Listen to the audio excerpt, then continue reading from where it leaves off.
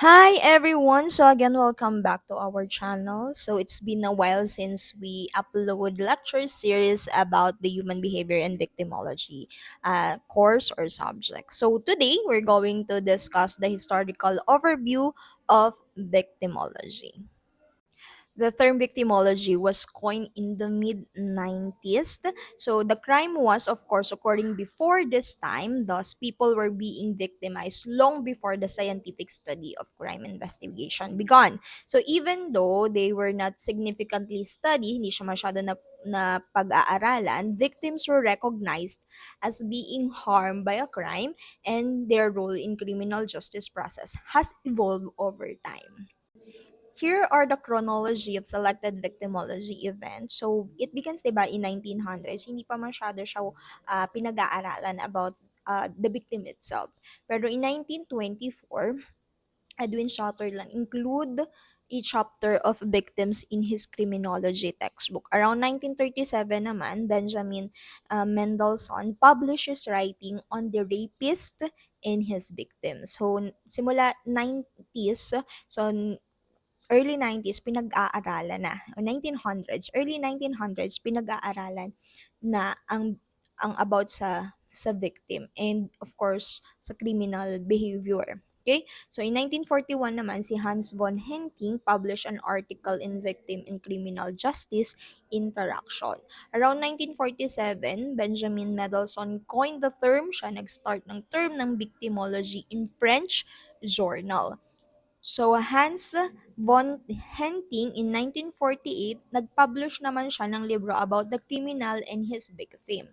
Around 1949, so Friedrich Wethernham first used the word victimology in the book Show of Violence. So again, the word victimology, sino nag-coin? Benjamin Mendelssohn. Okay? So in 1957, Marjorie Fry proposed the victim compensation in London Times. So ibig sabihin, kailangan bayadan na compensation ang biktima. So that was proposed by Marjorie Fry. So around 1958 naman, Marvin Wolfgang studied homicide victim and uses the term victim precipitation. So 1963, in New Zealand enact the first criminal compensation act. Naging batas ka, una-unahang naging criminal compensation act in New Zealand. So batas na pwedeng bayadan ang biktima. Okay, when it involves so sa criminal. So, it case-to-case basis. In 1965 naman, in California is the first state in the United States of America to start a victim compensation. So, around 1966-ish, ano to, Japan enacted criminal indemnity law. So, criminal indemnity law means that one party daw, ang isang party, agrees to cover the legal cost of the damages from another party involved in criminal proceedings, but typically does not cover penalties for criminal convictions. For example, a company might pay an employee a legal fees defense if they are accused of a crime related to their work, but not cover fines if they are found guilty. Okay? In around 1966, USA or the United States of America started to survey criminal victims not reported to the police. Okay? So, sinurvey na nila yung around 1966, sino yung mga biktima na hindi nagre-report sa police. So, pag hindi kasi 'di ba ni-report ang victim, 'di ba vulnerable sila, hindi nila nire-report sa inyo, pero mataas yung crime rate. So, therefore, pwede siya maganda siya study sa criminal if you are a criminology student. Ano? So, pwede mo i-survey yung mga biktima or crime victims na hindi nagre-report sa police and what are their reasons. Okay? So, in 1967 naman, Canada create the Criminal Compensation Injuries Act as does Cuba and Switzerland. So, during that time naman, so, nagkaroon ng um, parang law or bill about criminal compensation injury. Kung nasaktan yung isang biktima dahil sa isang krimen, so pwede siyang bayadan or humingi ng danyos in terms of monetary. Okay, around 1968, Stephen Scoffer write the first victimology textbook. So this textbook is The Victim and His Criminal.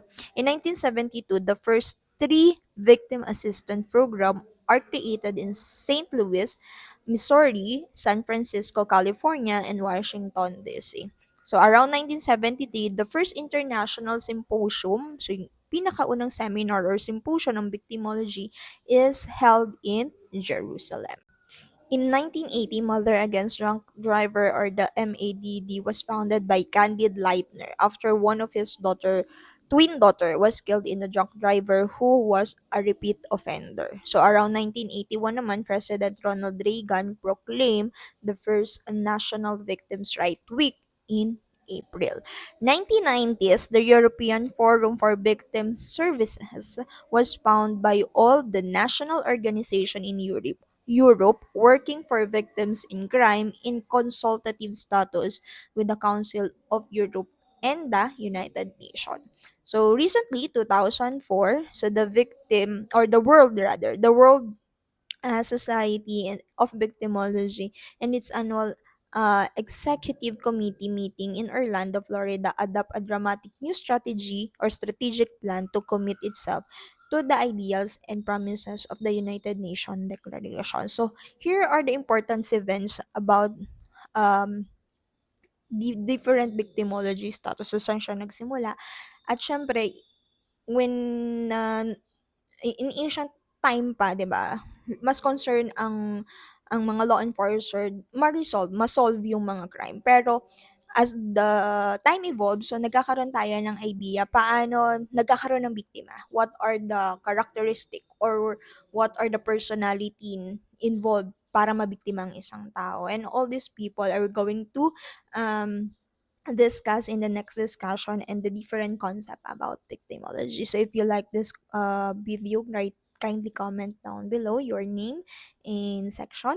So if ever you are in my class. Okay? So that's it. Thank you and see you next video.